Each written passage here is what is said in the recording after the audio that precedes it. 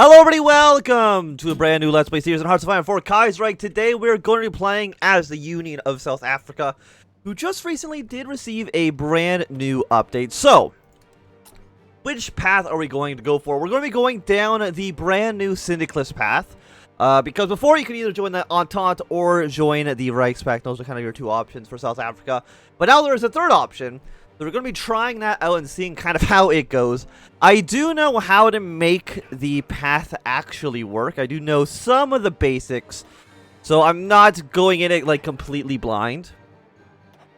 So, first things first, we have 11 factories, 218. So our economy is not extremely well developed. So we're going to build maybe 2 military factories for now. Let's build one.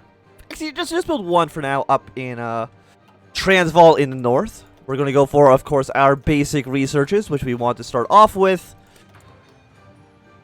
And after that, we got to set our national focus. Deal with protectorates. 10% stability is pretty good. We only have 20, which is horrible. As well as 100 political power. You over here would give us an extra research slot pretty early on, actually. Is not super bad. New rifle contract. So let's go for the extra research slot for now and make our way towards that. We have 28,000 manpower. We are missing production for infantry equipment, so that is just fantastic. Because there's only 2 factories, we're not going to be making a ton of stuff. We have 40 convoys. You'll be done in a year. Honestly, I'm just going to switch over to convoys right away. I think that seems fine. And for our actual troops, what we want you guys to be doing is we want to defend every single one of our ports.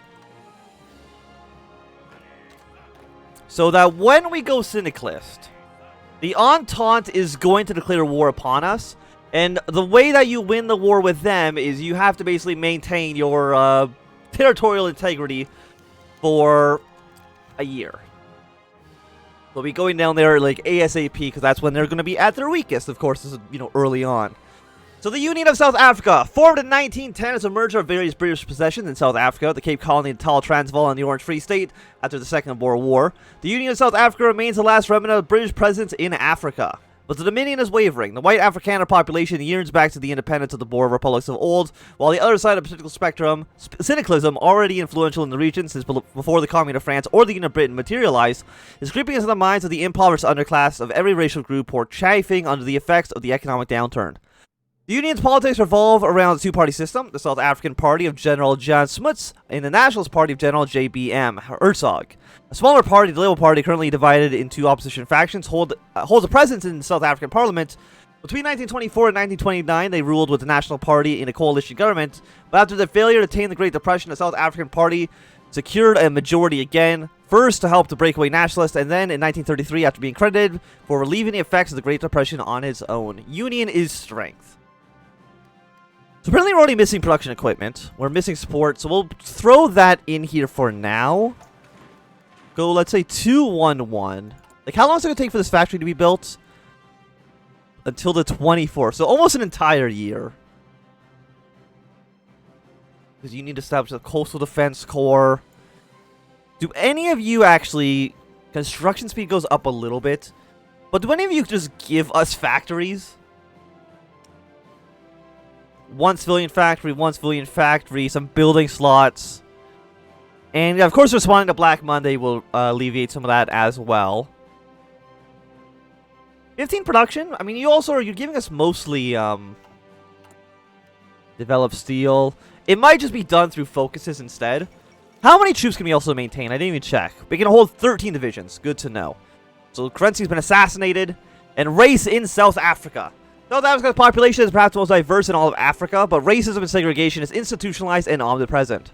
The white European population forms the top of South Africa's racial hierarchy. They hold socio-economic power in the nation and enforce a degree of segregation throughout South Africa. The group is divided between the Afrikaners, the descendants of Dutch colonists who arrived in the Cape during Dutch rule, who hold political power, owing to there being a majority of the almost exclusively white electorate, and the British South Africans, English-speaking descendants of colonists who arrived in the 19th century, who hold the most economic power, although this is shifting somewhat to the Afrikaner advantage in recent years. Of the non-white population, the so-called colored community enjoys the most respect. This group is made of people of mixed heritage, and most of them speak Afrikaans, the same language as white Afrikaners. They make a majority of the population in the Western Cape province, and they make up the largest part of the non-white property-based voters in the same province as well as in southern Rhodesia. Then there's the Asiatic group, Africans of Asian descent. The majority of this group is former indentured workers from British India or their descendants, who live primarily in Natal and to a smaller extent in Transvaal.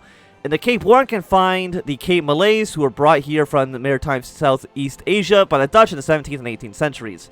The least respected are the original native black Africans.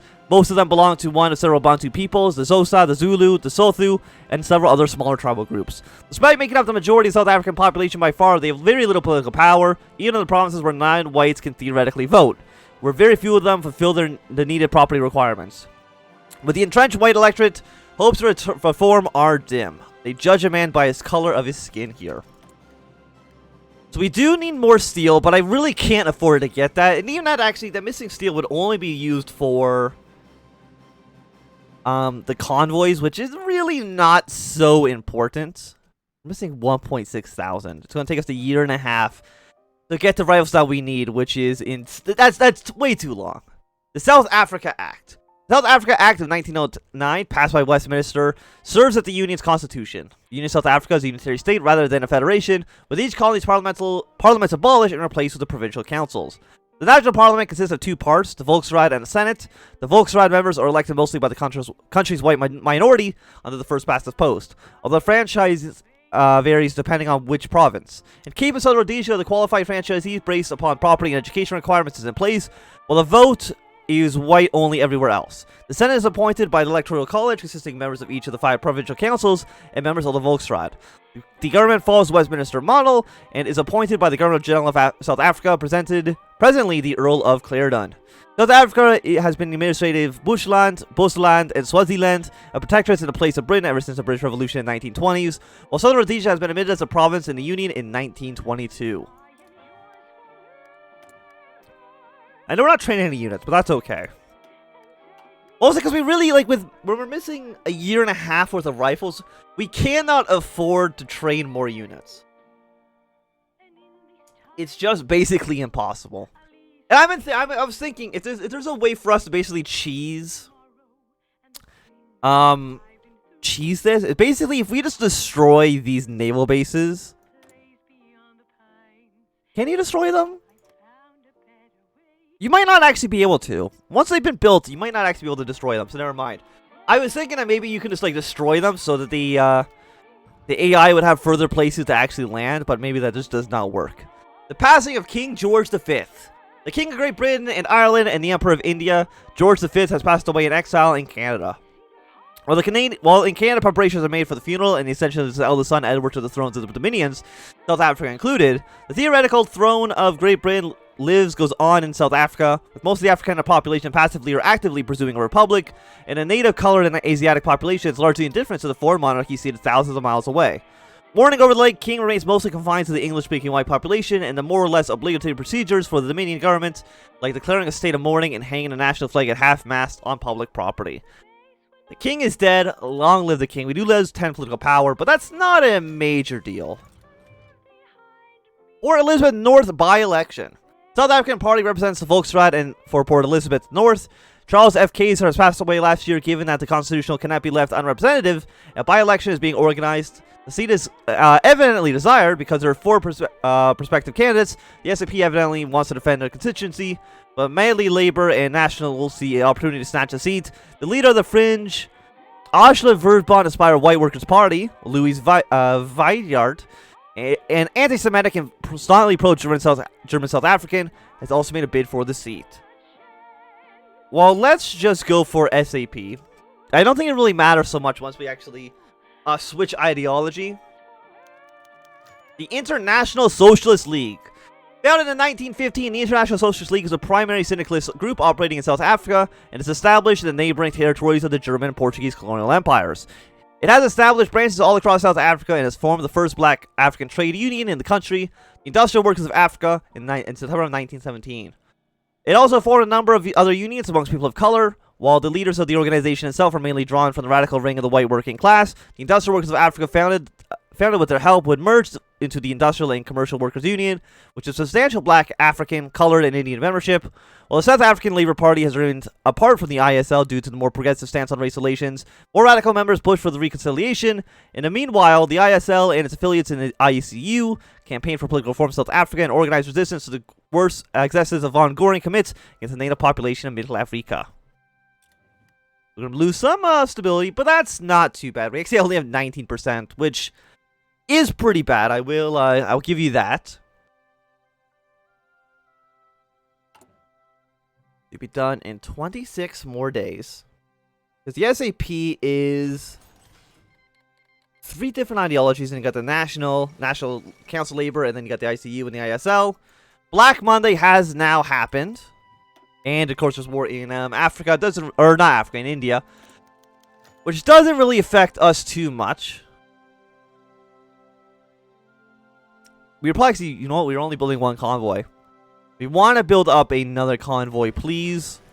Actually, what is our Air Force and Navy looking like? We have 11 ships, no aircraft. Okay, so not great. The invitation to the Imperial Conference. With the coronation of King Edward VIII, the Canadian government is now prepared to convene the 8th Imperial Conference. We have been invited to the Dominion of Canada to partake in the conference to discuss the goals and future of the scattered dominions of the British Empire. It would not do if the Union of South Africa did not have a voice at the conference. So once Black Monday hits Africa, what we're going to want to do is we're wanting to respond to Black Monday and then repeal the Industrial Consolation Act. That should, yeah, there we go. Black Monday's now hit South Africa. A week ago, the German stock market collapsed, plunging the world into a depression. Since the advent of the Great Depression in 1925, the pact government in power at the time, the coalition of the National Party and the Labour Party, the smartest party of chiefly English-speaking white miners, elected to deepen the trade ties with the still prosperous Germany to limit the effects of the crisis, with limited success. The Smith-Roos governments that came into power in 1929 kept these arrangements in place, and as such, the woes of Black Monday did not skip South Africa. The crisis has been a terrible effect upon the South African economy. Unemployment has risen remarkably, as many companies that depend upon the German export market have gone out of business or laid off the white workers in favor of cheaper native labor. So once you're done in 8 days, we're going to want to do this, which shouldn't take too long. Marshal Wu backs Nanjing. The German order in Asia may still hold. But all these guys are now at war in China. But that really doesn't affect us too much. Okay, so we founded the SABC. And apparently we've also researched radio. Fantastic. So we're going to do a response to Black Monday. We just only need the steel right now. Mostly because I don't want to waste the entire civilian factory on that. Because we don't have many. We're only using 4. We have 45% consumer goods. Mostly because Black Monday, civilian economy. And you're going to take until December, which is fantastic. Well, an entire year for a single military factory. Australasia has become a democracy. Good for them. The industrialist lobby. In the first decade of dominion, South Africa's political system had been made up of the Afrikaner-led South African Party and a smaller British-led Unionist Party. The party of the English-speaking miners, the mining magnates, the likes of Cecil Rhodes and leader Starr Jameson. When the National Party rose and Republican sentiments along with it, the combination with the Unionists declined. They eventually agreed to merge into the South African Party. This SAP wing has persisted during the last 15 years. Today, a group of Unionist inclined MPs, accompanied by several British leaders, had come to appeal to the Prime Minister Smuts to repeal the Industrial Consolation Act passed by the government in 1925. The act affords several significant protections to white workers, which according to business leaders cannot be sustained with present crisis again pushing the South African companies into the corner just after the effects of the Great Depression has worn off. Political power minus 20 Union sympathizers of a parliamentary group of the Volksraad will expect us to repeal the Industrial Coalitions Act. Which is you. Okay. So we'll do that then. The death of Pius the 11th. Electoral gridlock in Britain. None of that matters to us so much. So Afghanistan, I'm assuming, has lost the war. They are not a puppet this time. They just lost a little bit of territory. So nothing too surprising up in the north. I would like to train more units. It wouldn't even, I think, be a bad idea necessarily to, duplicate you and just make you just absolutely horrible. And focus on getting these guys first. I know that they're garbage, but that's kind of not the point. We just want more units on the front line and defending all of our ports. And I'm going to switch your symbol to be something... You can be a rook. The Imperial Conference of 1936. Today, the Imperial Conference begins with leaders representing the remnants of the British Empire gathering in Canada. After the opening ceremony headed by King Edward VIII, the Prime Minister of Canada, he's the first to speak, giving a rousing speech, which he stressed that while the ultimate goal remains retaking the home isles, that cannot happen while building up to different dominions of the Empire. For now, helping them is Canada's first and foremost goal. Finish the better Imperial bonuses, 25 political power. I will take it. And can I switch any of you guys around? Not at the moment, because we have no war support. So the West Indian delegation has spoken. We don't, I think, want to do any of these right now. Then we're going to want to go for research plus 4%. The Australasian delegation speaks. Research speed plus 20% for Australia. Good for them, I guess. What are we going to request? I know we get a choice in what we want as well. So the British Indian guys have spoken. Good for them. Now it is our turn to speak. So we can either... Infantry weapons going up by 10% cheaper is, like, really good. Yeah, we need to build up our military as much as we possibly can. Thank you very much. We need those guns ASAP. And the conference has now ended. Fantastic. So now we want to repeal the Industrial Consolation Act. So response to Black Monday. So the opposition rallies against the repeal. We have just tabled a proposal to repeal the Industrial Consolation Act of 1924. The nationalist opposition has decried us as proving to the sock puppets of Hogenheimer once more, referring to the personification of the English being a capitalist in cartoons and the African newspaper, Die Burger. Probably not how you pronounce that. And a smaller Labour contingent, normally divided between their National Council and the Cresswell faction, has joined them, unanimously in condemning our suggestion. This matters little, since the SAP holds the majority of the Volksrat. More ominous in the situation is the streets. The International Socialist League has condemned our motion and called for a general strike. Not everyone is inclined to show the rabble-rousing, but several large mines in Witwatersrand has completely been on lockdown. For the owners, this may be a setback that cannot be overcome by a combination of the crisis. We do not act soon. So what we want to do here is we want to send in the strike breakers. That is the first step to becoming syndicalist. We have 4 million pounds, no inflation, which is pretty impressive, I'd say, and 30% unemployment. Unemployment will reduce by 2%. There we go. Riots in Benoni. The decision to send a strikebreaker seemed to have inflamed the situation. The strikers assaulted the trucks to be loaded with their replacements, leading to police intervention, which in turn developed into a riot. In the Rand mining town of Benoni, which is a hotspot since the 1922 revolt, armed rioters have forced the police to retreat from the town entirely, while elsewhere the town of Buckran and several suburbs of Johannesburg, rioters are taking control block by block. To make matters worse, news of the brutalities have reached outside the Rand, and the strikes in solidarity with them are being called among dock workers in Durban and Cape Town, with the scope of the crisis quickly growing to meet the one in 1922.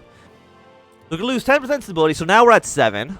The rise of the Regiment of Stone. Disturbing news from the coal mining town of Ermelo and the Transvaal has arisen. A group of armed Zulu men have attacked the local bank and taken away into the Drakbas Mountains what were supposed to be wages for the miners. According to reports from eyewitnesses, the robbers claim to be constitutional of the Ninevites, historically field gang, which has lost much of its prominence, at least outside the prisons and as a unified entity, following their leader Nogzala's disavowal, following an encouragement from the authorities. It is theorized that this economic hardship as a result of Black Monday must have pushed these men to who were either previously affiliated with the gang or knew someone previously affiliated with it to organize once again.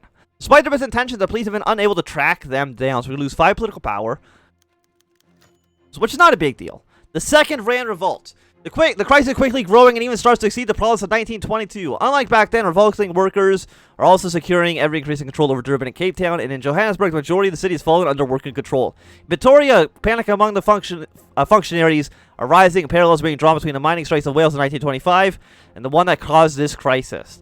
Prime Minister Smuts has remained calm under the circumstances, however, arguing that, unlike in Britain, these white strikers have very little ability to protect power in the South African hinterland. The cabinet debates two options: sending in the military immediately, which would quickly pacify the crisis like in 1922, but would come at a large cost of both lives on both sides, or use the military purely in a defensive matter, which will undoubtedly end the strikers' advance, allowing us to isolate them. They can hardly maintain a position for long, and they'll hopefully surrender. So what we want to do is, we do not want to send in the military, we want to stop and isolate them. Print extra money. Raise taxes. Cut welfare spending. There we go. We can spend £2 million on that. I don't know if this is going to make any difference once we actually turn syndicalist. We'll see, I guess. We can also like print the money, but I don't think we need to print the money. Or raise taxes or anything like that, at least for right now.